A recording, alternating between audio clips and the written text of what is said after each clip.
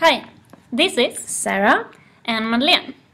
So, would a Swedish organizational culture work in Japan according to Hofstede's 5 cultural dimensions? And how could acculturation affect this result? Due to the globalization, interculture have become a very central subject to investigate and understand, so that it can handle disparities and to avoid unnecessary conflicts that can emerge when two different cultures interact. And that's why we have chosen this topic. The result shows, as you can see on our own main diagram, that the differences between Sweden and Japan's culture are quite big on certain dimensions. As you can see, there are big differences on the uncertainty avoidance dimension, masculinity, femininity, and long-term versus short-term orientation. Sweden is the light blue and Japan is the darker one. In the dimension of power distance and individualist, collectivist, the differences aren't quite that big.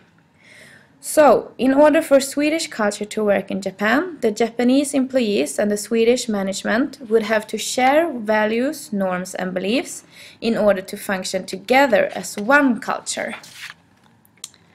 And based on this, we came to the conclusion that it would not be possible for Sweden to maintain their organizational culture in Japan with Japanese employees. The reason to why acculturation is a part of our work is because it describes both psychological and cultural processes that occurs when two cultures meet. Intercultural adaptation refers to how individuals implement or changes their behavior to a new culture, and intercultural adjustment refers to how the individuals feel when they are doing this. Acculturation is a process that always occurs when two cultures meet, and it's important to understand these processes and be aware of that acculturation leads to either adaptation or separation from the culture change. Exposure to a new culture can be described as being exposed to a dominant culture. In this case, it is hard to determine if Sweden or Japan is the dominant one. Japan can be seen as dominant according to that they are a bigger quantity than Sweden in employees. Sweden, on the other hand, can be seen as dominant because of the already occurring organizational culture that the managers already share.